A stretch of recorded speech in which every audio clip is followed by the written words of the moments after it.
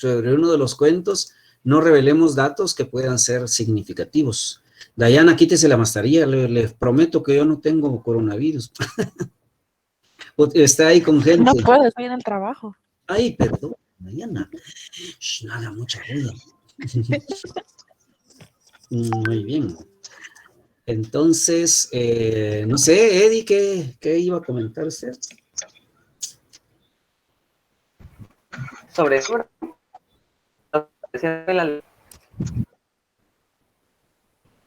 ¿Están escuchando todos a Eddie o es mi señal la que no está buena?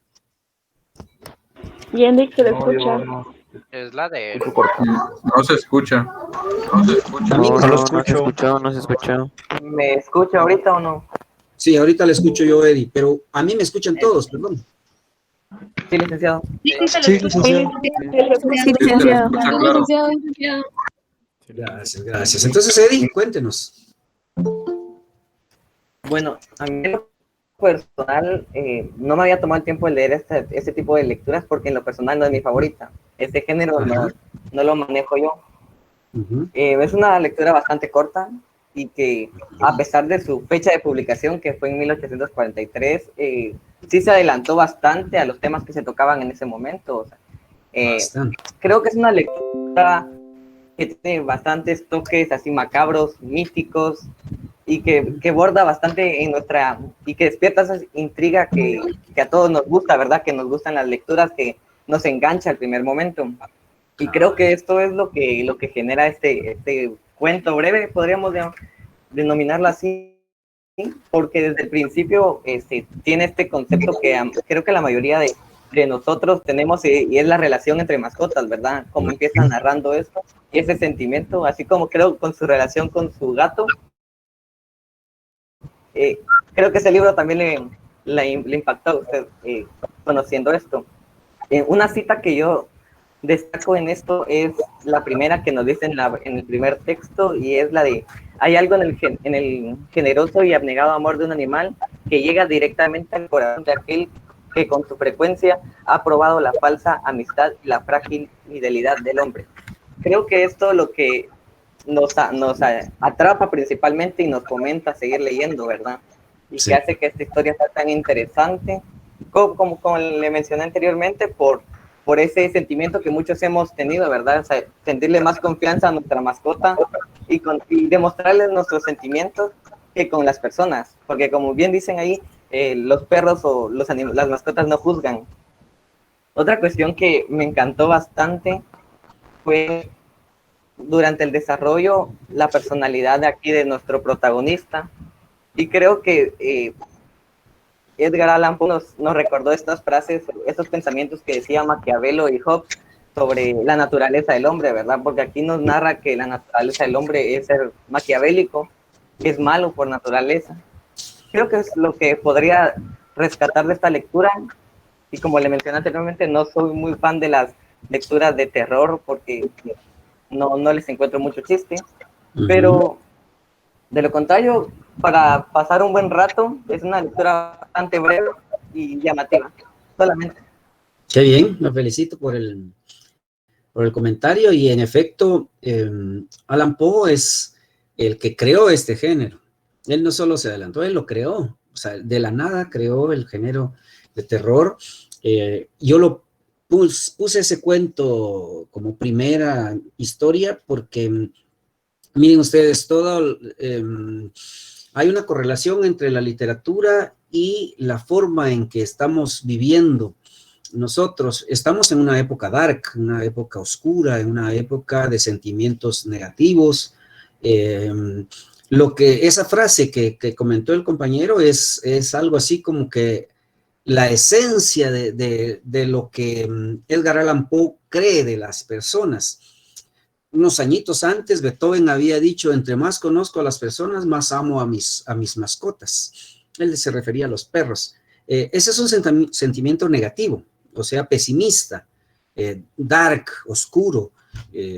Y ahorita, cuando hay una época de mucho sufrimiento en la humanidad, entonces como que se incrementa, se acrecenta ese sentimiento negativo hacia la humanidad. Yo en particular, y como desde mi perspectiva, soy muy optimista, es decir, yo creo en la gente, creo en la amistad, creo en el amor, creo en que cada persona es digna de confianza, pero obviamente uno tiene que también entender esa otra cara, esa otra forma de entender la realidad, que es la que nos está trasladando Edgar Allan Poe. Después, ahí van a encontrar otros cuentos muy distintos en cuanto a el pensamiento que nos transmiten, y la idea, yo creo que Eddie la captó muy bien. La idea es que nosotros entendamos de una vez por todas que nuestra forma de percibir la realidad no es la única, y que hay muchas, muchas otras formas de ver la vida, y que nuestra visión se enriquece cuando entendemos a los demás. Es decir, por muy distinto que sea alguien, al contrario, entre más distinto es una persona con la que yo me relaciono, más me aporta a mí, porque yo aprendo a ver la vida desde otra perspectiva. Esa es la esencia de la literatura, ver la vida, es decir, nos acercamos a la realidad desde una ventana distinta con cada historia que leemos. Muy bien, Eddie, felicidades. No sé si alguien más tiene alguna... Yo miro a Fabiola ahí con muchas ganas de comentar algo. ¿Verdad que sí? Sí. En lo personal, para mí este es uno de mis géneros favoritos, aunque prefiero más que todo el japonés. Edgar Allan Poe también es muy bueno. Lo que más me gustó de este cuento es cómo nos pone en perspectiva y quiere que entendamos lo que él piensa. Exacto. Digamos, como en esta parte, dice: se echaba a andar, se metía entre mis pies, amenazando con hacerme caer, o bien clavaba sus garras y afiladas uñas en mis ropas, para poder trepar hasta mi pecho. Para alguien amante de los gatos, que yo, por cierto, a mí me gustan los gatos, es algo muy bonito. Yo adoro cuando mi gatita me hacía eso. Pero él lo ponía como algo irritable, algo por lo cual debería odiarlo. Entonces, en cierto punto, uno trata de comprenderlo. Quiere que entendamos su mente como alguien sociópata. Exacto. Entonces, esto es lo que adoro de todo el terror.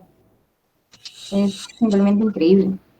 Como ni siquiera sentía ese, no sé, arrepentimiento de haber cometido un feminicidio, sino que él estaba complacido porque ya no estaba el gato, que era su principal preocupación. Y más que todo eso nació de la superstición, cuando en el otro gato tenía como una mancha blanca de un gato ahorcado, el primer crimen que cometió. Entonces, esto lo llevó a que también lo descubrieran los policías.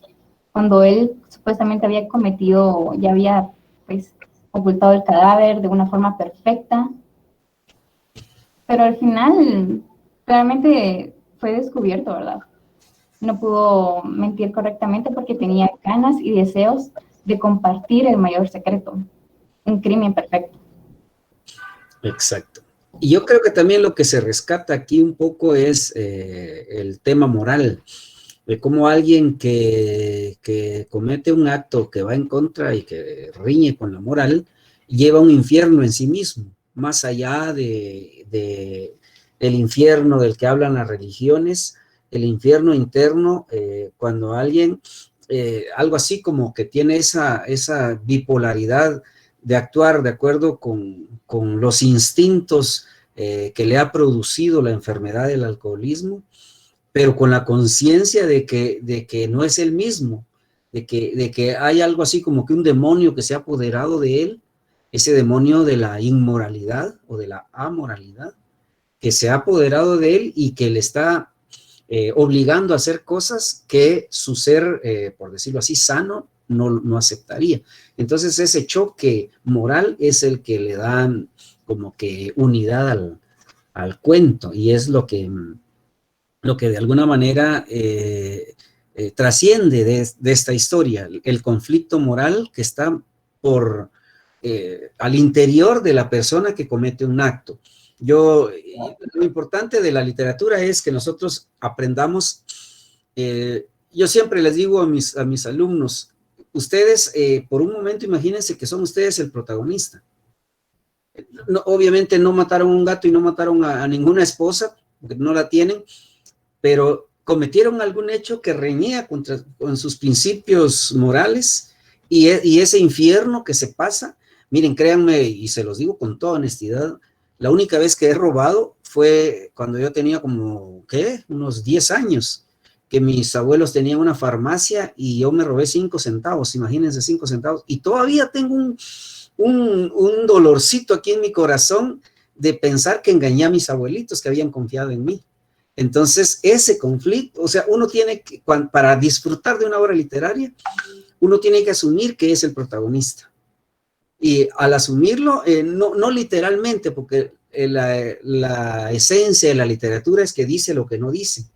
O sea, el gato negro es solo una metáfora de todos los prejuicios que tenemos. El asesinato es una metáfora de las acciones que cometemos en contra de nuestros principios, etcétera. Entonces, todas las historias, ustedes léanle. Yo soy el protagonista, yo he estado en una situación que no es la misma, pero que tiene algún elemento común, y entonces ahí nos metemos y ahí descubrimos la riqueza humana que hay detrás de cada historia.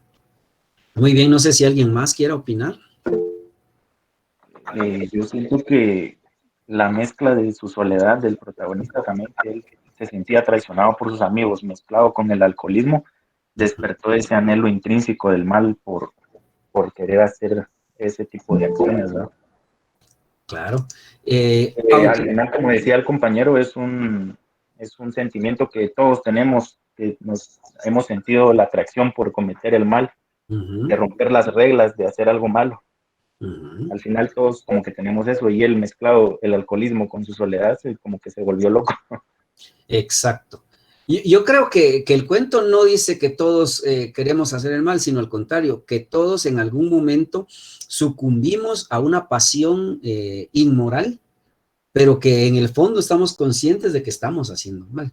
Porque el problema es ese, cuando alguien, les voy a poner un ejemplo, este señor Moto, que está ahorita queriendo que lo juramenten como magistrado del... No sé si ustedes ven noticias o están enterados, por lo menos... Pero yo creo que no puede asumir porque tiene impugnaciones pendientes, no, es ilegal. No sé cómo el Congreso permite algo así. Realmente da vergüenza que la Embajada de Estados Unidos nos tenga que decir. Imagínense hasta dónde hemos llegado, pero a lo que voy es que esa gente ya no tiene moral. Esos son tan impunes que les resbala cualquier cosa. Ellos más bien creen que están haciendo currículum. Algo así. Entonces, lo que está planteando Edgar Allan Poe es que cuando uno conserva un elemento humano, todavía tiene esa noción, aunque esté cometiendo alguna acción que pueda reñir en contra de la moral. La moral, espero que lo entendamos, si no ahora, en el siguiente semestre, no tiene que ver con la religión, ¿verdad? A veces lo confundimos, a veces pensamos que es con la religión, pero no, la moral es toda esa conciencia que tenemos de lo bueno y de lo malo, que va más allá de lo religioso, obviamente. Entonces, la idea es, aunque parezca un cuento muy, muy lúgubre, él está narrando cuando va bueno, tampoco hay que dar tantos detalles, ¿va? Porque muchos de ustedes no lo han leído. Ahí vi la cara ahí de varios de ustedes que dicen, mira, qué chingados están hablando de eso. Pero es que él está narrando cuando va al patíbulo, es decir, cuando lo van a guillotinar. No, lo van a ahorcar, él va a morir en la horca. Entonces, que es, por decirlo así, la muerte moral de una persona. Es decir, esa es la metáfora. Siempre lean una historia como metáfora. No lo que literalmente dice, sino tradúzcanlo. Buscar un trasfondo. ¿Cómo, Milton? Buscar un trasfondo.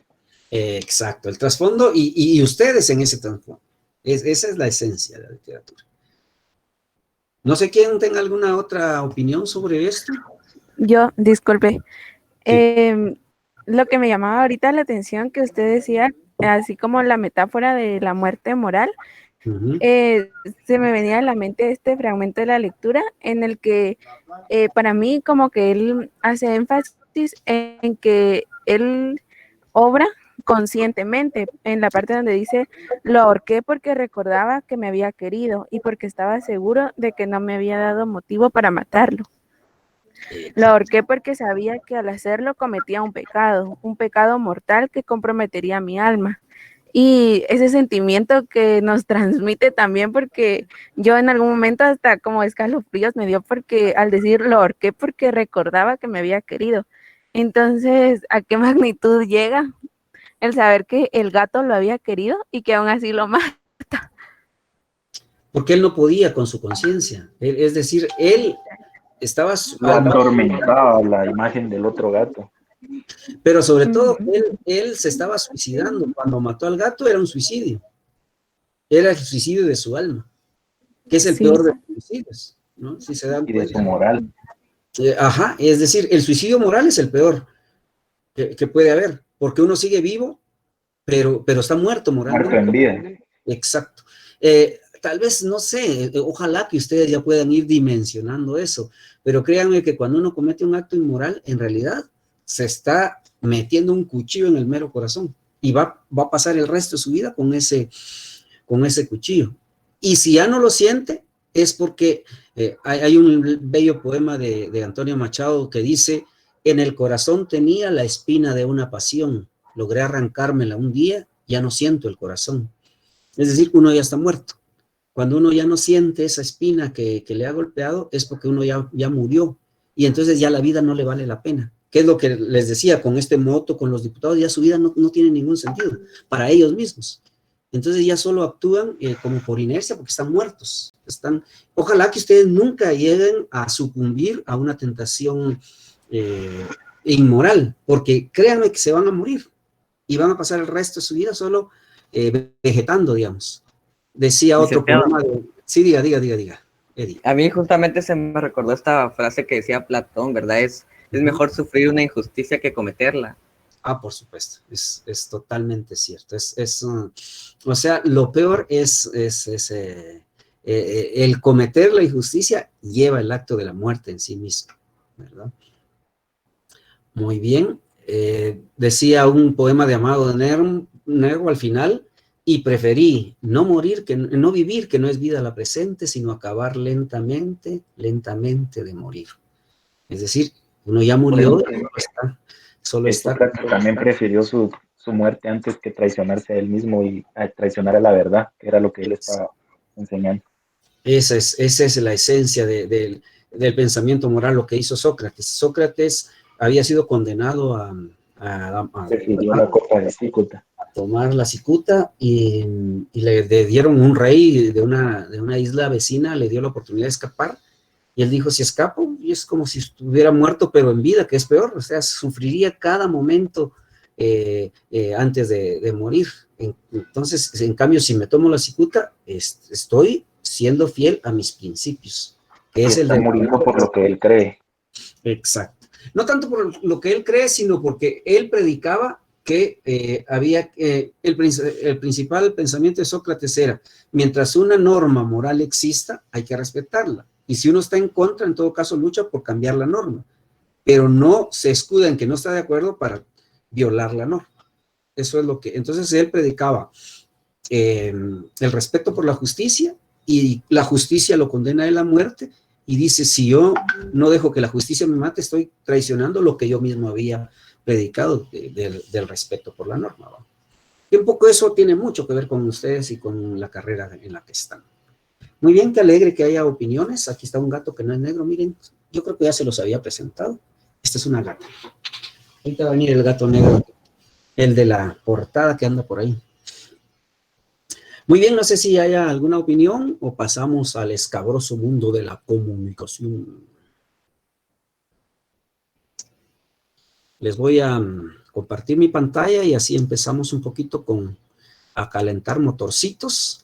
Yo me imagino que algunos de ustedes, espero, hayan podido leer algunas páginas, por lo menos, del libro de comunicación. Entonces, sí. En atención a que me imagino que algunos todavía no, para esta ocasión, y sin que sirva de precedente, voy a compartirles. Ya tienen en su pantalla mi presentación, ¿verdad? Ya, licenciado. Bien, entonces lo que sí, voy licenciado. a hacer Ya, licenciado. Sí, licenciado. Sí, licenciado. Gracias. Yo les voy a compartir esta presentación, pero el trato que quiero que hagamos es que en cuanto ustedes tengan alguna inquietud, me interrumpan, porque yo ahorita voy a ponerle en modo de presentación y entonces yo ya no voy a tener, ya no los voy a ver a ustedes. Y solo me interrumpen si tienen alguna duda. La idea es que conforme voy explicando, quien ya leyó, me interrumpa para decirme, mire, esa idea no me quedó muy clara, o mire, acláreme esto, o explique mejor de esto, o ponga otro ejemplo, etcétera, ¿sí? No tiene sentido que yo hable y hable y hable y ustedes solo escuchen y escuchen y escuchen. Por otra parte, también no tiene mucho sentido que ustedes tomen apuntes. Lo que le da vida a la clase es que ustedes estén atentos y que sepan que en el libro van a encontrar toda la información que yo les estoy compartiendo acá. ¿Estamos? Entonces, su compromiso es interrumpirme cuando así lo considero. Vamos a hablar en el primer capítulo, hablamos acerca de la comunicación. Permítanme. Para esto voy a leerles este fragmento. Ustedes, quienes ya tengan su libro, me pueden ir siguiendo con lo que voy diciendo, porque con esta presentación lo único que hice fue, por decirlo de una forma, resumir el capítulo 1. Entonces, exactamente lo que está en el capítulo 1, yo voy a compartirles. También les quiero hacer la propuesta de que siempre que entren a mi clase, tengan a mano para este tiempo sus 3 libros. Porque yo les voy a decir, miren, ahorita página tal de tal libro, ahorita página tal de tal otro libro. ¿Estamos? En este caso, el texto que está ahí en pantalla aparece en la página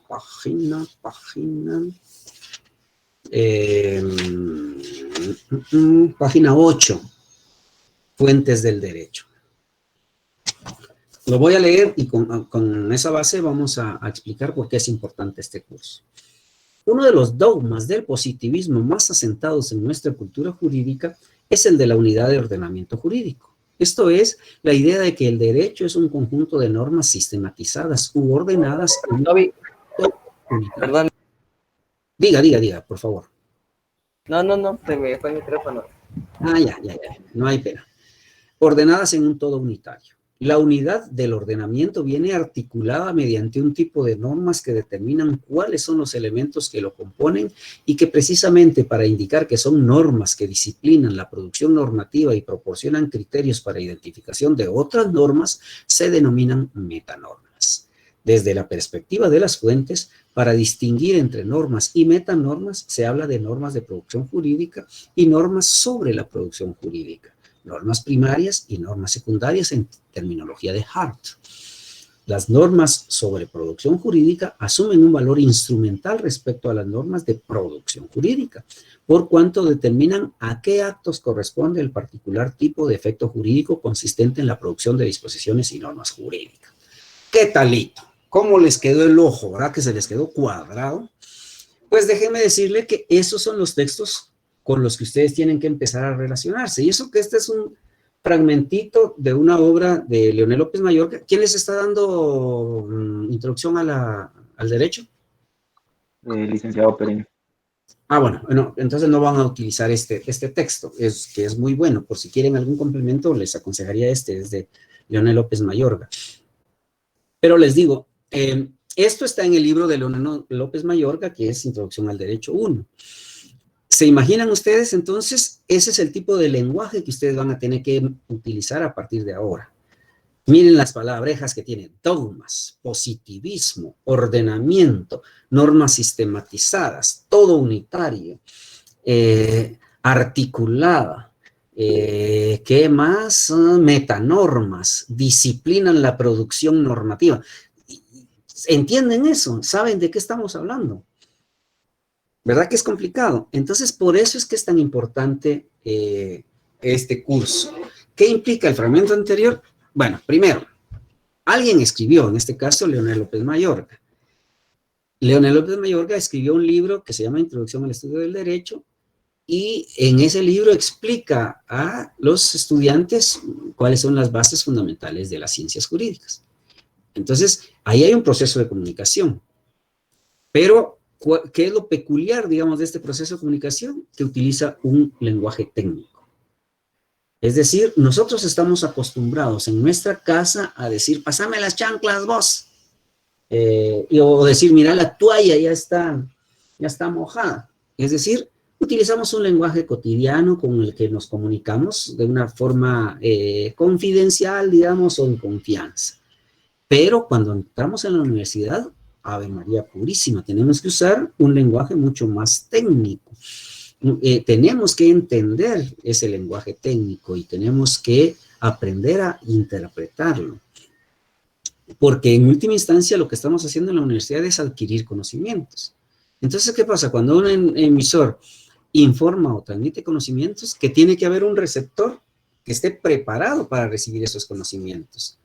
Pero yo estoy seguro, y yo creo que no me equivoco, que la mayoría de ustedes no entienden ni papas cuando le hablan de dogmas del positivismo, ni cuando le hablan de, tal vez ordenamiento jurídico, sí, pero cuando le hablan de metanormas, o cuando le hablan de normas de producción jurídica y normas sobre producción jurídica, se les hará, pero chibolas el cerebro, porque obviamente la mayoría no llega a la universidad preparada para esas cosas.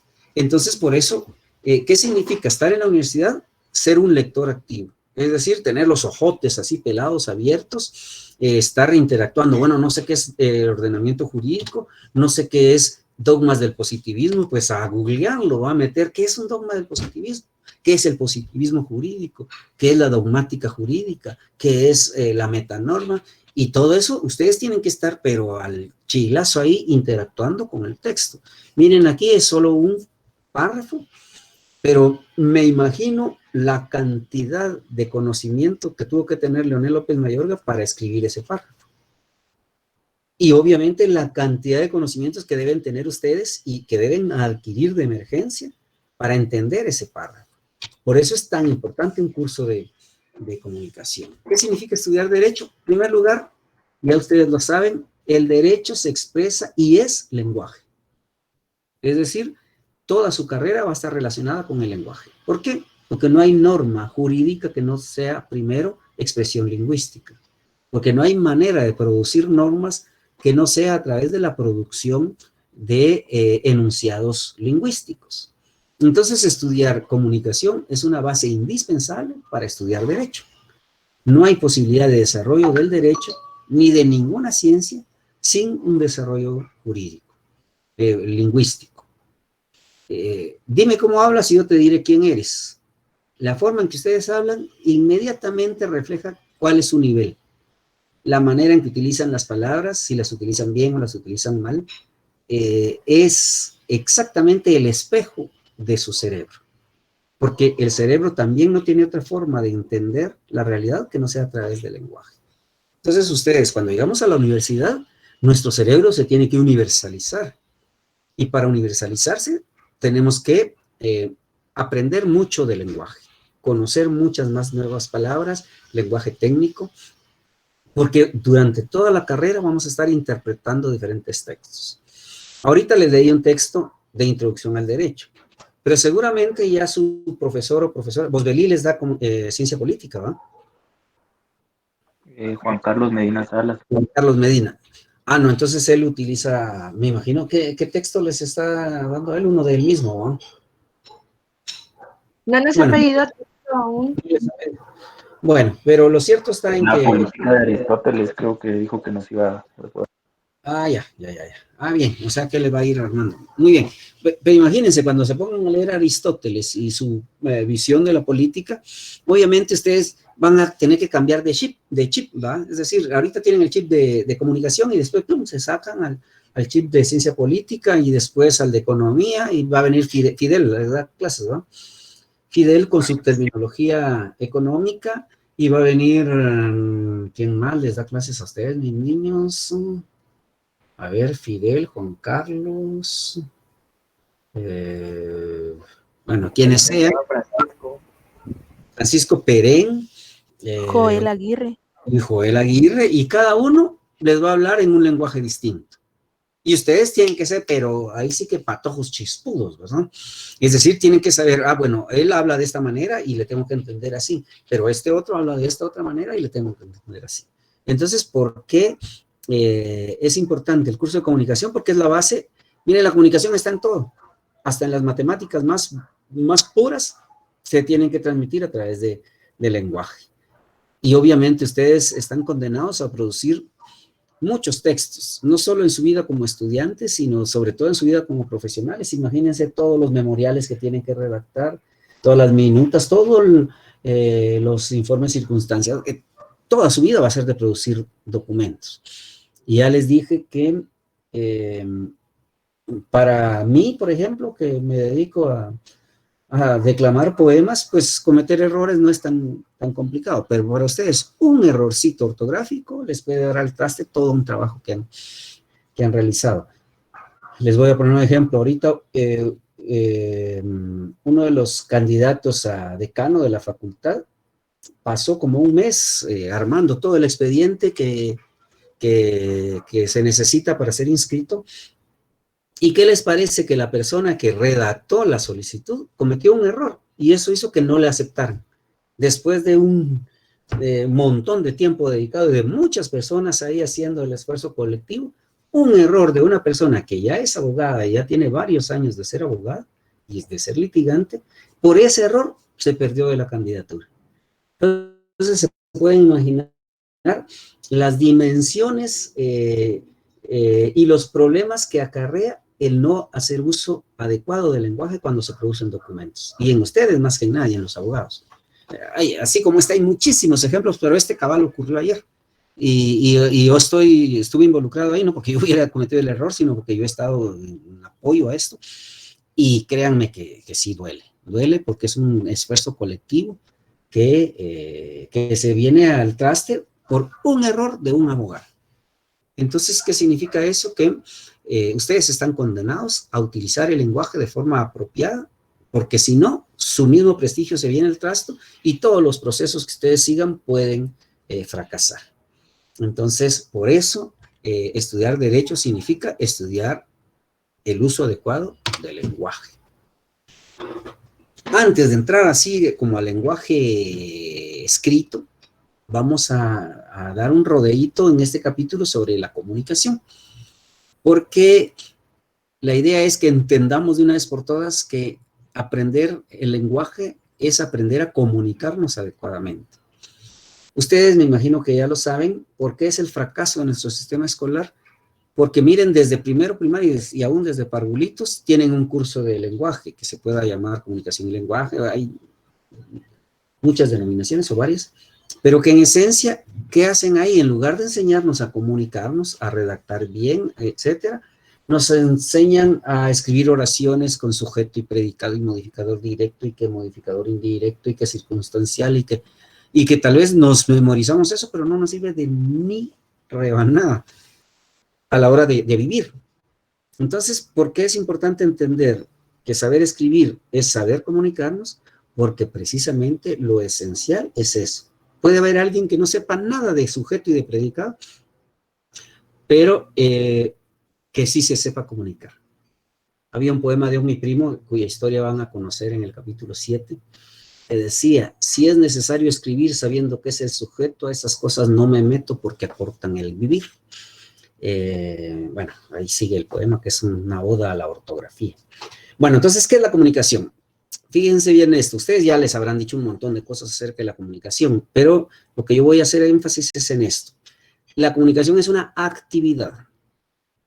¿Qué significa actividad? Que nosotros estamos haciendo algo. Cuando comunicamos, hacemos cosas, ¿verdad? Es más, solo somos humanos cuando nos comunicamos. Y el estadio, digamos, de transformación, de evolución de los Homo sapiens primitivos a los Homo sapiens sapiens, el salto cualitativo lo dio la palabra. Es decir, cuando surge el lenguaje, surge la humanidad. ¿Qué les parece eso? ¿Por qué es así? Porque la comunicación es la creación de una realidad que no es la inmediata.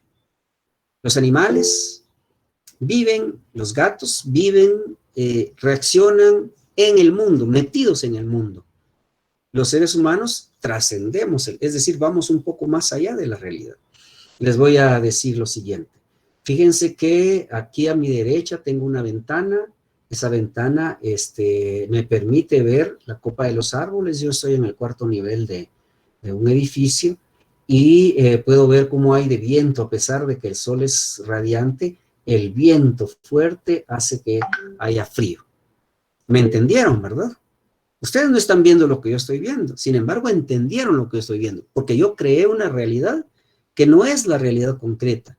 Y ustedes, habrá alguno que está en la zona 10, otro estará en la zona 1, uno estará en Misco, otro estará en Villanueva, como dicen los locutores, saludos hasta Villanueva, saludos hasta Escuintla. Habrá de ustedes, no sé en dónde estén, pero me pudieron entender, gracias a la comunicación. Licenciado, Diga. Con esto se aplica este concepto que tiene que el lenguaje crea realidades, ¿verdad? Exacto. Es más. Y estimula la imaginación. Pero miren algo que tal vez ahorita, como dice el meme, no estamos listos para esta conversación. El lenguaje crea la realidad. Es decir, yo solo puedo ver la realidad a través del lenguaje. ¿Ya se dieron cuenta de eso? Les voy a poner un ejemplo. ¿Qué pasa si ustedes van por la calle y miran algo? Aquí en Guatemala decimos mucho ese coso. Miren ese coso, ¿qué será ese coso? Es decir, aquello de lo cual no tenemos una palabra, no tenemos su conocimiento. Y por lo tanto nosotros percibimos solo a través del lenguaje. Dicho de otra manera, nuestro mundo tiene el tamaño de nuestro lenguaje. Si ustedes dominan muchas palabras, el mundo va a ser inmenso para ustedes. Si ustedes dominan pocas palabras, el mundo va a ser reducido para ustedes. Porque no tenemos otra opción para entender la realidad que el lenguaje. Entonces, por eso, la comunicación en general es una actividad humana. Hay dos formas de de acción. La acción sobre las cosas, es decir, yo tomo este vaso, ahí sí que lo agarro, lo cojo, iba a decir que sería la palabra, pero ustedes son muy mal pensados. Agarro este vaso y me tomo un sorbo de agua. Estoy haciendo una acción sobre las cosas. Estoy transformando la realidad. Antes había un poco más de agua en este vaso y ahora hay un poco menos de agua. Soy un campesino, escarbo un poco con mi piocha, no me acuerdo cómo se llama esta cosa, inserto unas semillitas de maíz y con el tiempo germina una bella milpa, una planta. Estoy transformando el mundo con mis acciones. De alguna manera los animales hacen lo mismo. Pero ¿cuál es la diferencia? ¿Por qué nuestras acciones son esencialmente diferentes a las de los animales? Porque adicional... ¿Sí, diga? Porque nosotros tenemos conciencia. Ajá, pero esa conciencia, mire lo que nos dice. Podemos expresar lo que estamos realizando. Exacto. Las acciones que estamos realizando. Esa es la esencia. Mire, pues, el campesino vino, insertó una semilla en el suelo, en la tierra, y le compartió a su hijo: mira, mi hijo, vos podés también cultivar la milpa si haces esta acción. Eso es, la comunicación es una acción sobre las demás personas, que transforma al ser humano que está en las demás personas. Les voy a poner un ejemplo. Una avispa, una abeja, con toda la belleza de su vuelo y de sus danzas que hacen, construye un panal y ahí se quedó. Lo que pudo hacer a lo largo de su vida es lo único que va a prevalecer, y muerta la abeja, se murió todo su proceso. Pero ¿qué pasa? El primer campesino que aprendió a sembrar la tierra le comunicó a otro ser humano, y este otro fue perfeccionando la técnica gracias a que también se la transmitió a otro y a otro y a otro y a otro. Entonces, la comunicación es la transformación humana, es la acción a través de la cual nos transformamos los seres humanos. O adquirimos conocimientos. ¿Perdón? Exacto, es comunicar, es aprender. Entonces, la comunicación es la única acción que nos hace humanos. Hay una frase un poco más radical de un gran poeta que dice: la poesía es la única prueba concreta de la existencia del ser humano. Y la poesía es el juego de la palabra por excelencia. Entonces, el más alto nivel de lenguaje es la poesía o la literatura en general. Pero obviamente el lenguaje generalmente es la única prueba concreta de que somos humanos. Es decir, es la única forma de ser humanos. Somos a través del lenguaje. Esa es la comunicación, esa es la esencia de la comunicación. Por supuesto, en una realidad como la nuestra, nosotros no comunicamos, sino manipulamos. ¿Por qué? Porque hay un sistema que nos robotiza y que nos hace ver a las demás personas como instrumentos. Viene un vendedor y me dice, mire, este es el mejor teléfono que usted puede ver y por solo 2,000 quetzales yo se lo puedo vender y ya ve que va a tener resueltas todas sus necesidades de comunicación. Por supuesto, a él no le está interesando que yo resuelva mis problemas de comunicación, le está interesando vender y convencerme. Entonces, sí, en general, y viene un político y dice, yo voy a transformar el país, voy a hacer que este país salga de la miseria. No está pensando en eso, está pensando en que votemos por él. Entonces, en el estado en el que estamos, en el país en donde estamos, en la sociedad en la que vivimos, se ha tergiversado la esencia de la comunicación. La esencia de la comunicación es la transformación humana. Es decir, que ambos, emisor y receptor, nos pongamos, hagamos una comunión para transformarnos y para ser mejores y transformar el mundo. Esa es la esencia de la comunicación. Cuando eso no se da, no hay comunicación, solo hay manipulación. Por eso les decía... Como el libro del príncipe y Maquiavelo. Exacto. Digamos como herramientas. Exactamente. Maquiavelo y muchos más a lo largo de la historia han explicado esa deshumanización de nuestra sociedad. Pero por supuesto hay otros filósofos que han planteado la rehumanización de nuestra sociedad, como por ejemplo Carlos Marx, como por ejemplo Jean-Paul Sartre, Rousseau, que de alguna manera está como que a medio entre Maquiavelo y Marx, pero que de alguna manera tiene una visión más positiva, digamos, más optimista de la realidad. Entonces, lo importante es que nosotros entendamos que las formas de comunicación que nos están imponiendo las redes sociales, los medios de comunicación, son falsos. Y que dentro de nosotros está la posibilidad todavía de recomunicarnos. Les comento, en una cueva como la de Platón. Estamos metidos en esa cueva y estamos en una caverna de la cual no saldremos mientras no tengamos el valor de salir. Y ese valor pasa por la comunicación. Licenciado, aquí me gustaría destacar también eso, ya que está hablando, la comunicación también es libertad. Es la única forma de manifestar la libertad a través de la comunicación. Es decir, somos libres cuando nos comunicamos tal como somos. Pero, digamos, hay que entender que comunicarnos no es solo hablar a través de las palabras. Es movernos, es actuar, es reírnos, es hacer ejercicio. Todo eso comunica en la medida en que transmite nuestra esencia humana. Entonces, por eso es que cualquier manifestación humana es potencialmente un acto de comunicación y es un texto. Texto se llama cualquier cosa que podemos interpretar para comunicarnos. Muy bien.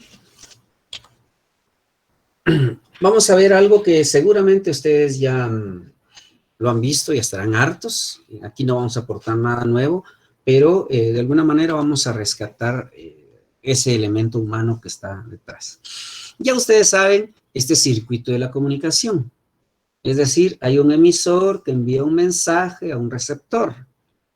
Para que ese emisor pueda enviar el mensaje, necesita tener la capacidad de codificar.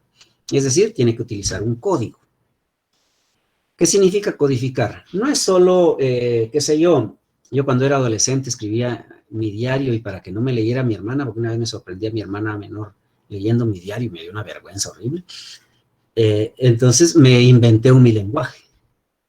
No un lenguaje, me inventé un alfabeto. Y traduje todo lo que yo escribía en mi diario, lo hacía con ese mi alfabeto, así ya nadie podía entenderme. Entonces, ¿qué significaba codificar en ese caso? Es convertir la palabra, qué sé yo, leí un cuento, ya a las grafías, a las letras que yo me había inventado. Muy bien, pero en términos ya sociales, la codificación tiene muchas implicaciones. Miren el texto que les leí de Leonel López Mayorga. ¿Qué hizo él para codificar? Primero, leyó un montón de libros. Ya ven que en ese fragmento y cita a Hart, cita al positivismo, a la dogmática, es decir, cita un montón de obras. Pero todas esas obras están en un lenguaje, pero astral, ¿verdad? Más allá, que si las dice tal y cual, no se le entenderían sus alumnos de primer año. Entonces, ¿qué significa codificar? Significa, bueno, yo me voy a dirigir a el estudiante de primer año de la universidad. Entonces tengo que hablarle en un código bajito, o un código adecuado al nivel de estudios que tiene. Entonces, codificar no es solo decir voy a hablarles en español. Es decir, les voy a hablarles en un español que sea accesible para un estudiante de primer año de la universidad en Guatemala, que tiene ciertas características, ciertas formas de comunicarse, etcétera, para un estudiante de derecho, que es bien distinto a un estudiante, por ejemplo, de medicina o a un estudiante de ingeniería, ¿verdad? Entonces, todo eso es codificar, es decir, cuartear o regular el código de manera que sea entendible. Fíjense que esta clase yo se la he dado también a mis alumnos de doctorado que están haciendo su tesis doctoral. Entonces, obviamente, a ellos ya les puedo hablar en un lenguaje mucho más astral, con un código mucho más complejo, metacódigo, porque ellos han pasado por otros ciclos en su formación. Entonces, la codificación no es solo el hecho de decir voy a hablarles en inglés o voy a hablarles en cachiquel o les voy a traducir esto en quechí. No, significa no solo la elección del código, sino de entender a quién me voy a dirigir, qué nivel tiene esta persona, en dónde vive, de qué tipo de población pertenece, etcétera. ¿Se dan cuenta? Igual, el receptor tiene que descodificar. ¿Qué significa descodificar? Tiene que agarrar la onda de en qué lenguaje le están hablando. Cuando ustedes puedan, vuelvan a leer. Ese sería un bonito reto para ustedes, que ya vi que son bien repilas. Vuelvan a leer ese texto que les leí de la página 8 del libro y intenten definir cada uno de los términos que no sea muy común para ustedes. Ya van a ver que les van a salir como 10 páginas para entender ese fragmento. Eso es decodificar. Imagínense, ¿alguno de ustedes sabe qué son los dogmas del positivismo? Una creencia sobre una filosofía, que tiene una filosofía. ¿Pero cuáles son esos? Tendría que estudiar el positivismo, la filosofía del positivismo. Exacto. Entonces, imagínense, cuando Leonel López dice, uno de los dogmas del positivismo más asentados en nuestra cultura es la unidad del ordenamiento jurídico. El positivismo es una filosofía, una corriente filosófica que pretende, lo más esencial del positivismo es que todo tiene que ser objetivo. Por eso nuestro sistema jurídico está por las calles de la amargura, porque todo tiene que ser objetivamente demostrado, por decirlo así. Les voy a poner un ejemplo, no sé si han oído del caso Sicavisa, en donde hay toda la evidencia de que Roberto Barrera, asesinó a su esposa. Pero fíjense los clavos del positivismo jurídico. Como no ha aparecido el cuerpo de la esposa, oficialmente no puede ser dada como muerta. Y entonces él no puede ser condenado por asesinato. Ese es el positivismo jurídico. Es decir, es una visión ya del siglo XVIII, XIX de la justicia, y en Guatemala es el que sigue prevaleciendo. ¿Por qué prevalece? Porque eso permite que los delincuentes se salven. Miren que encontraron unas caletas de 216 millones de quetzales, 222 millones de quetzales, y no se puede condenar al que lo tenía ahí porque no hay un papel que diga que eso él lo puso ahí. Y es decir, son extremos de positivismo jurídico que obviamente afectan cualquier aplicación de la justicia. Que afectan que se cumpla con la justicia.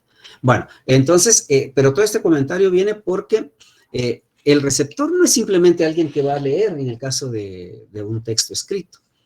Es alguien que va a leer, pero que va a pelearse con el texto, que va a dialogar con el autor, que va a adelantarse al autor, si el autor me está hablando ahí que uno de los dogmas del positivismo jurídico, entonces yo me meto a Google y anoto dogmas del positivismo jurídico y les va a aparecer una serie de artículos que ustedes no tienen ni idea, una serie de filósofos del derecho. Entonces, decodificar significa no solo, bueno, este libro está en español, entonces yo lo puedo leer. No, hay libros en español, por ejemplo, de cuando ustedes puedan leer a un filósofo que se llama Habermas, se van a dar cuenta que ni un párrafo le van a entender aunque estén escrito en español. Entonces, decodificar significa hacer ese esfuerzo interactivo por entender el nivel del código que está utilizando o en el cual está cifrado el mensaje. De igual manera, para que pueda circular un mensaje de un emisor a un receptor y del receptor al emisor, tiene que haber un canal, digamos que un carrito, un medio por el cual se traslade el mensaje de un lado a otro. Cuando yo les digo, miren, ubíquense en la página 8, ustedes abren su libro. Este libro es el canal que yo estoy utilizando. Pero como yo sé que muchos de ustedes no tienen el libro todavía, entonces mi canal son estas diapositivas y toda esta infraestructura tecnológica que me está permitiendo comunicarme con ustedes. Entonces el canal es el medio a través del cual el emisor envía mensaje al receptor. Y obviamente siempre que se comunica algo, hay un tema del que se esté hablando. Yo hace un momento les dije a la derecha, izquierda mía hay una ventana y esa ventana me permite ver las copas de los árboles que se mecen con el viento. Muy bien, entonces yo les estoy hablando en primer lugar de mi ventana, ese es mi referente. Estoy hablando de las copas de los árboles, ese es mi referente. Les estoy hablando de el viento. Esos aspectos que se están aludiendo en el mensaje se llaman referente. Muy bien, no sé si tienen alguna duda aquí con los elementos de la comunicación. Todo claro. No, licenciado. Clarísimo como el agua de Amatitlán, ¿no? Muy bien. Ahora vamos a hablar un poquito de las funciones. La comunicación existe porque a través de ella el ser humano resuelve ciertas necesidades.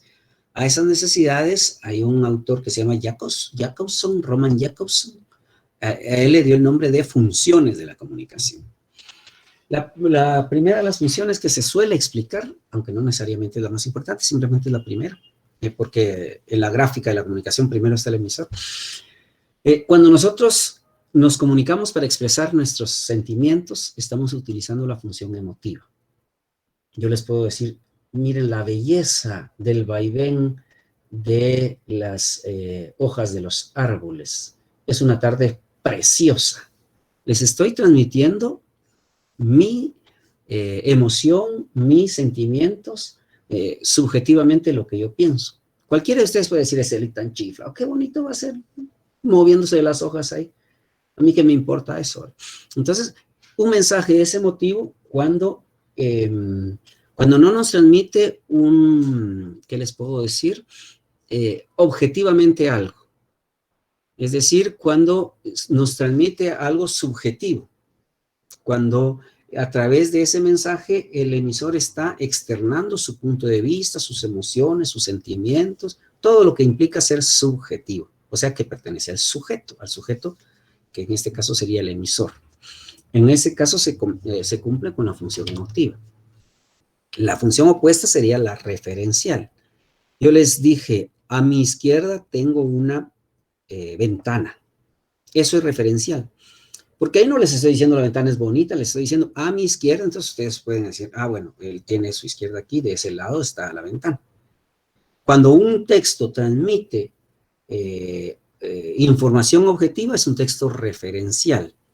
Les voy a leer de nuevo el texto de Leonel López Mayorga, que trata de ser referencial. Desde la perspectiva de las fuentes, para distinguir entre normas y metanormas, se habla de normas de producción. Entonces, él está refiriéndose a un tema objetivo, un tema científico, un tema filosófico, en este caso es pura filosofía del derecho, y entonces está haciendo referencia. Cuando ustedes estén en la universidad, digamos, en su papel como profesionales, tienen que utilizar la función referencial. Es decir, tienen que ser muy cuidadosos. No van a llegar con el juez y a decirle, mire, señor juez, viera qué buena persona es mi cliente. Mire que ahí todos lo readoran. Por eso usted debe de absorberlo, señor juez, no sea pura lata. ¿Verdad que eso sería ridículo? ¿Qué pasa? Ustedes le dicen, señor juez, mi cliente es acusado de homicidio culposo. Sin embargo, la fiscalía no está aportando ninguna prueba contundente que ponga en evidencia que fue mi cliente quien cometió el hecho del que se le acusa. Por lo tanto, no tiene usted por qué declararlo culpable. ¿Se dan cuenta de la diferencia? Obviamente, en la primera no habría justicia posible, porque si nos comunicamos con puras emociones, entonces, ay, sí, tan lindo. El juez no puede decir, ay, tan lindo, yo lo voy a absolver.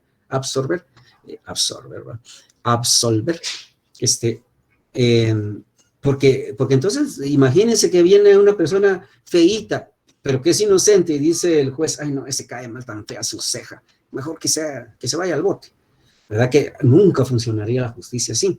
Entonces, cuando existe ciencia, tiene que haber función referencial. Es decir, tenemos que ser muy cuidadosos, muy objetivos, muy imparciales. Qué sé yo, el señor juez puede, si obviamente la justicia fuera justa, valga la redundancia, un juez no tendría por qué dejarse llevar por sus intereses y tendría que someterse a los hechos. Hay hechos suficientes, se cayó mi lamparita. Hay hechos contundentes que son suficientes para evidenciar la culpabilidad del acusado, pues se dictamina prisión, ¿verdad? Muy bien, entonces, fíjense la diferencia entre lo emotivo y lo referencial. Mientras en lo emotivo yo expreso mis sentimientos, en lo referencial yo expreso mis conocimientos. No es que una sea mejor que otra, sino que a cada una según en donde esté. Ustedes no le van a ir a declararse bueno, ya no se acostumbra a las declaraciones de amor, ¿verdad? Pero en mi tiempo todavía. No van a ir a declarársele a la chica de sus sueños, a decirle, mira, fíjate que cada vez que te miro, aquí en mi reloj que yo tenía 70 sobre 100, ahora tengo 99 sobre 100. Es decir, que ya mi corazón se palpita mucho más rápido que vos. Por eso te amo. ¿Verdad que sería ridículo? Entonces, por supuesto, en un contexto así íntimo, personal, pues uno utiliza la función emotiva. Pero en un contexto profesional, uno tiene que utilizar la función referencial. Otra de las funciones es la apelativa. La función apelativa consiste en que el mensaje está diseñado para provocar un cambio en el receptor. Cuando ustedes, por ejemplo, cuando yo les digo, miren compañeros, abran su libro en la página 9, 8. Entonces yo estoy utilizando la función apelativa porque estoy de alguna manera transmitiendo un mensaje que va a provocar en ustedes un cambio, ¿verdad? Entonces ustedes van a abrir su libro. También cuando yo les digo, miren, por favor, compren el libro porque si no yo no voy a tener para darle su lechita a mis gatitos y ya no tengo nada para comprarle sus comiditas, háganme la caridad. Igual ahí estoy utilizando la función apelativa, solo que a través de la manipulación. Entonces, la función apelativa es algo muy humano. Lo importante es no caer en la manipulación o en las órdenes así ciegas. Tienen que abrir su libro en la página 8. ¿Ya? Entonces, cualquiera de esos mensajes están cifrados con función apelativa. Pero para conservar nuestra esencia humana no debemos utilizar la apelación como forma de manipulación, sino que debemos, digamos, siempre ver en la otra persona un ser humano y respetarla como ser humano. Cuando nosotros querramos provocar un cambio en esa persona, tenemos que garantizar que ese cambio sea positivo para ella misma, no para nosotros. Otra de las funciones es la metalingüística. No vayan a pensar mal al partir la palabra en meta y lengua. Metalingüística significa que define a la propia lengua. En ese texto, si ustedes regresan a la página 8, ustedes van a encontrar, para indicar que son normas que disciplinan la producción normativa. Se denominan metanormas. Esa es función metalingüística. Es decir, a veces cuando tenemos que explicar el sentido o el significado de una palabra, utilizamos la función metalingüística. Si ustedes abren un diccionario, justamente todo el diccionario es metalingüístico, porque ahí hay un montón de palabritas y su significado. Eso es metalingüístico, es decir, definir una palabra o explicar una palabra o indicar el sentido de una palabra.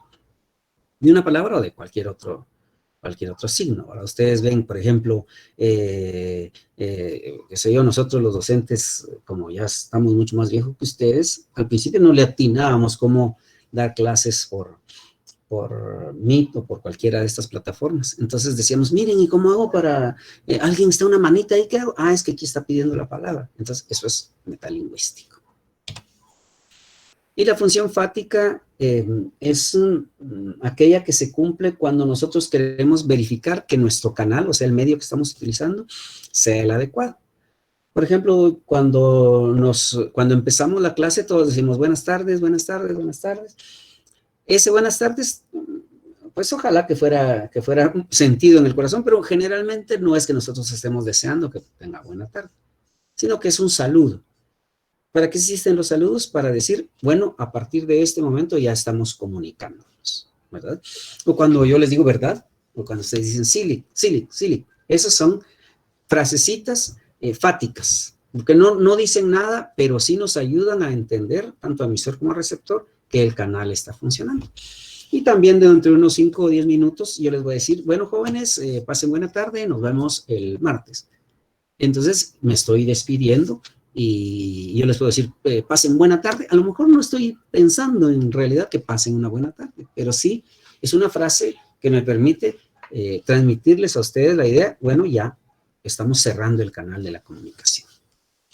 Pero la más linda para mí, que me dedico al arte, a la expresión estética, la más linda de las funciones es la poética, es la que nos hace humanos, como decían, se me fue el nombre ahorita de uno de mis autores favoritos. La función poética consiste en que en todas las demás funciones el mensaje sirve como un medio, ¿verdad? Cuando yo utilizo la función emotiva, el mensaje me sirve para transmitir mis emociones. Cuando utilizo la función referencial, el mensaje me sirve para transmitir conocimientos. Y así en todas las funciones. Pero en la función poética el mensaje me sirve porque me gusta el mensaje mismo. Cuando José Asunción Silva escribió este poema de una noche toda llena de murmullos y de música de alas, una noche, contra mí ceñida y pálida, muda y pálida, por la sombra de la senda caminabas, y tu sombra y mi sombra, y tu sombra y mi sombra, y tu sombra y mi sombra eran una sola sombra larga, larga, larga, larga. ¿Sabe qué chingado estaría diciendo José Asunción Silva? Pero tan chulo que se oye. Es decir, cuando nos dejamos llevar por la musicalidad, por la cadencia, porque nos encanta el mensaje, estamos ante un mensaje con función poética, ¿verdad? En general, función poética se cumple cuando nosotros, el mensaje nos gusta en sí mismo. Y por supuesto, yo les puse un ejemplo muy lindo, muy sublime de un poema modernista de José Asunción Silva. O cuando escuchamos, qué sé yo, la marcha turca de Beethoven o de Mozart, porque los dos tienen una submarcha turca, escuchamos la melodía y nos encanta, y la alegría de Mozart, y escuchamos ese, cuando quieran deleitarse los oídos, escuchen la marcha turca, yo la tengo como mi sonido del teléfono, y entonces nos agrada la musiquita y la cadencia, la picardía que se advierte de Mozart, un gran compositor. Entonces ahí se está utilizando la función poética, es decir, el mensaje ya no nos va a servir de nada, pero sí nos ayuda, nos llena. Por supuesto, igualmente cumple con la función poética una ridícula canción de esas de reggaetón o de las de banda o de esa música que no nos transmite nada, pero que pues que hay gente que le gusta y está en su derecho de que le guste, ¿verdad? Entonces, función poética es aquella que se cumple cuando el mensaje agrada por sí mismo. independientemente de lo que esté transmitiendo o de las intenciones y todo eso. Cuando nos enganchamos con una película, con una serie de Netflix, esos son mensajes con función poética. Muy bien, no sé si tienen alguna duda sobre funciones. No, Lick. No, Lick. No, Lick. No, Lick. Ustedes o me están haciendo creer que yo soy genio o que ustedes son genios, porque dudas tienen que haber, patojos, malcriados. Todo está bien, licenciado. Todo está chilero. Yo tengo una duda. A ver. Sobre la función poética, una de las características de ella podría ser la estética en las palabras. Podría ser, pero no necesariamente. Como le mencioné, hay, no sé si se recuerdan de un meme que sale el piano de una, qué sé yo, de una obra de Mozart, es un pianote enorme. El piano de una canción de reggaetón, 3 teclas, ¿no? Entonces, ¿qué significa eso? Que hay mensajes poéticos que no son estéticos. Ya me cachó. Es decir, no necesita ser algo artístico para hacer función poética.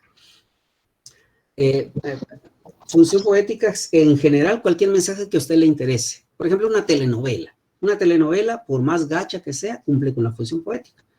Porque miren cuánto, La Betty y la Fea sigue siendo uno de las telenovelas, de los programas más vistos de Netflix en Guatemala. Y eso está desde hace como 20 años en cartelera, dijeron. Y cumple con la función poética. Eso no significa que tenga nada de estético, sino que simplemente le gusta a la gente. ¿Ya me cachó? Es como la poesía de Charles Bukowski. Ajá, No es estética, pero le agrada a las personas porque se identifican con ella. Exacto, o de Paulo Coelho, que no tiene nada de sustancia estética, pero que a la gente le encanta. ¿Va? Esas son. Por supuesto, nosotros, ahí sí que entre más desarrollo humano tengamos, es decir, entre más nos hayamos llenado de humanidad, nuestros gustos van a ser mucho más exquisitos. No exquisitos en el sentido de caqueros, sino en el sentido de que vamos a degustar más de una pieza de Bach, de Johann Sebastian Bach, que de una canción de Johann Sebastian, por ejemplo. Entonces, darle algo más profundo. Más profundo, que nos humaniza más, que nos llena más el alma, que nos hace más humanos. ¿Por qué? Porque las canciones, independientemente de Arjona o de Sebastián o de reggaetón, estas no hacen más que repetir lo mismo que ya se ha dicho en otras ocasiones. En cambio, ustedes escuchan un pequeño fragmento de Otoño de Vivaldi y, pues, chicas, van a encontrar algo que nunca más o sea, que no van a escuchar en otro lado. En cambio, oyen una canción de Arjona y el problema es no sé qué, después... Son poetas de lo absurdo. ¿Cómo? Es que no les escuché el último. Son poetas de lo absurdo. Malayas de lo absurdo, de lo absurdo son grandes poetas, como por ejemplo Kafka, como por ejemplo Ionesco. No, estos simplemente son churros de canción. La metamorfosis de Kafka es muy buena. Metamorfosis, proceso. Ustedes deberían de leer el proceso de Kafka, que es una descripción de lo que es la ley, el sistema jurídico. O matar a un ruiseñor. O las cartas al padre. Bueno, pero el proceso de que les quiero decir es que independientemente... Uy, ahí hay una avispa que se está metiendo. Independientemente de la calidad estética, un mensaje cumple con la función poética cuando le divierte a la gente, cuando le gusta.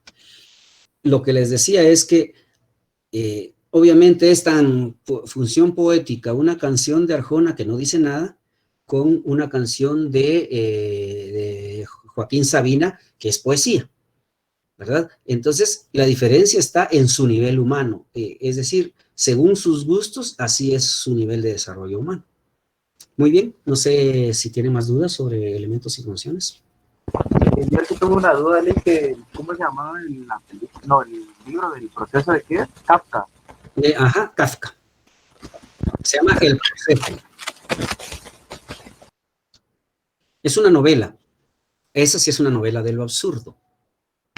No les cuento en qué consiste porque obviamente la idea es que ustedes la lean un día y como estudiantes de Derecho, ahorita les estoy escribiendo.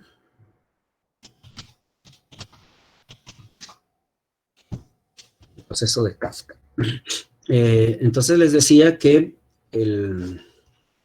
voy a dejar de compartir porque yo creo que ya con esto estamos.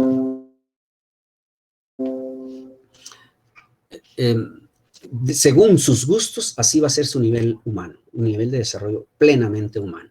Así es que uno va, por supuesto no se trata de querer aparentar, yo para que digan que ya tengo un nivel muy alto, ahora solo voy a leer obras abstractas de Kandinsky, de Klee, no. Se trata de que nosotros, conforme vamos evolucionando, algo así como que ya nos va gustando las cosas mejores. Y eso es cabal, así podemos ir percibiendo cómo estamos evolucionando. Si a ustedes, me encantó que ustedes, 3, 4 de ustedes ya tuvieran una idea preconcebida, digamos, de su percepción acerca del cuento del gato negro. Eso me habla de que ya tienen un nivel humano bastante desarrollado. Pero tampoco quiere decir que sean mejores o peores, sino simplemente que uno disfruta más de su humanidad. Y por supuesto, nosotros conforme vamos adquiriendo mejores gustos, vamos afinando nuestros gustos, vamos encontrándole un placer más exquisito a la vida, vamos disfrutando de la vida. Muy bien, no sé si más dudas, vamos a ver, no había podido leer mensajes, dijo, pido perdón, ya. También estoy en el trabajo, no tengo cámara ni micrófono. Hace mucho tiempo, con mucho respeto. Sí, hace mucho tiempo que yo... No sé de qué les estaba hablando, pero seguramente hace muchísimo tiempo. Era sobre cuando había tomado los 10 centavos en la farmacia de sus abuelos. Hace por lo menos 45 años. Por ahí va la cosa. Muy bien. ¿Dudas, preguntas, inquietudes, quejas? Yolik, hola. Dígame, María José.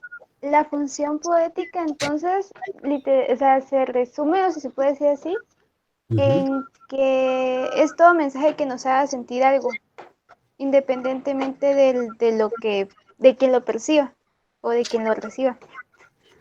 Yo no lo definiría como que nos haga sentir algo, porque, qué sé yo, una regañada de su mamá seguramente le hace sentir a usted algo, ¿eh? O un cariñito de su pareja le hace sentir algo. No, mire, lo poético se define porque son mensajes que a usted le gustan por sí mismos. Le voy a poner un ejemplo. ¿Qué gana usted con escuchar? ¿Quién es su cantante favorito? Se llama Blackbeard. No le entendí el nombre, pero imagínense, ¿qué gana usted con escucharlo a él? Nada, pero le gusta. ¿Ya? Sí. Entonces simplemente le gusta por, qué sé yo, estamos barriendo y estamos oyendo nuestra musiquita y hasta con ritmo vamos barriendo, ¿no? Entonces, pues eso es función poética, aunque estemos escuchando churros de canciones. Bueno, gracias. Para servirle, no sé quién más. Isabela, no sé si usted tenía una pregunta, yo le vi como con ganas de preguntar algo. ¿Todo bien? Sí, todo bien. Excelente. Bueno, no sé quién más. Todo bien, Excelente, muy bien. Entonces, la vamos a dejar ahí. Perdón, esta clase estuvo algo aburridona, pero vamos a tratar de ir dinamizando más en las otras próximas clases. Nos vemos el próximo martes, entonces. Dígame, por favor. ¿No va a quedar ninguna lectura pendiente para la próxima clase? Sí, miren, yo hoy cometí el abuso de explicarles yo, porque ustedes son tan inteligentes que no necesitan que un viejito les esté explicando las cosas.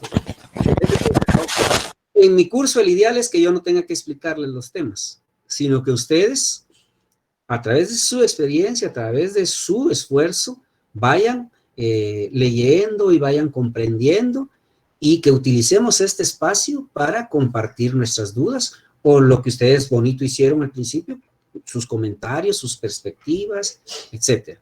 Entonces, ¿pero por qué hice eso hoy? Todavía todo alcahuetote, ¿va? Y paternal, porque algunos de ustedes o no tienen el libro o no han tenido el tiempo sagrado para leerlo. Pero a partir del martes, entonces, ustedes deben de comprometerse a venir ya con el capítulo 1 completo, leído y realizadas las actividades. Entonces, ¿qué vamos a hacer el martes? Ustedes me van a compartir sus respuestas de las actividades y, qué sé yo, Eddie dice, miren, yo tengo, la primera respuesta es tal, pero va a venir Catalina y va a decir, no, no, no, ahí te equivocaste porque la respuesta es tal y en la página tal lo dice.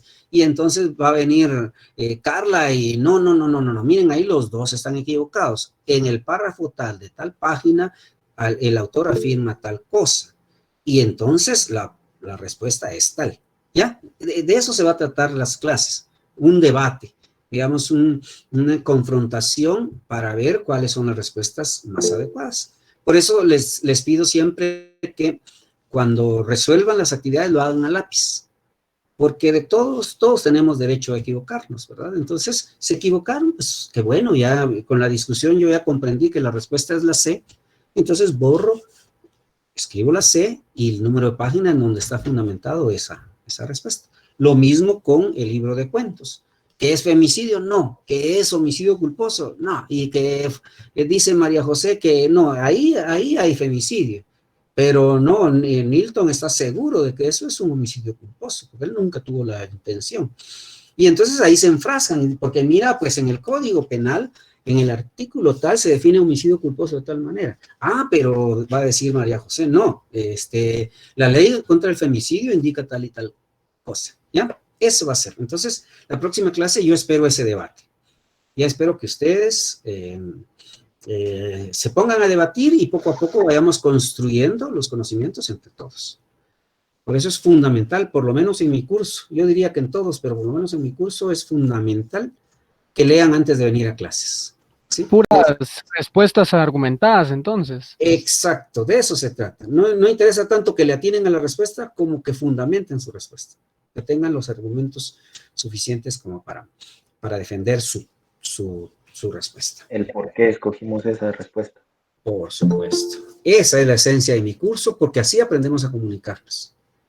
Si yo solo les digo A, B o C, y ustedes dicen, yo contesté C, bueno, eso no nos estamos comunicando. Yo les estoy imponiendo algo y ustedes lo están acatando. Pero cuando debatimos, entonces estamos argumentando, estamos poniendo en juego nuestras neuronas y estamos realmente aprendiendo. Esa es la esencia. Ya se fue Carol García, entonces ya terminemos la clase. También ya se fue Gabriela Zacarías. Bueno, la dejamos ahí, compañeros y compañeras. Gracias por su atención. Me agrada un montón darles clases. Pasen buena tarde. Hasta el martes. Gracias.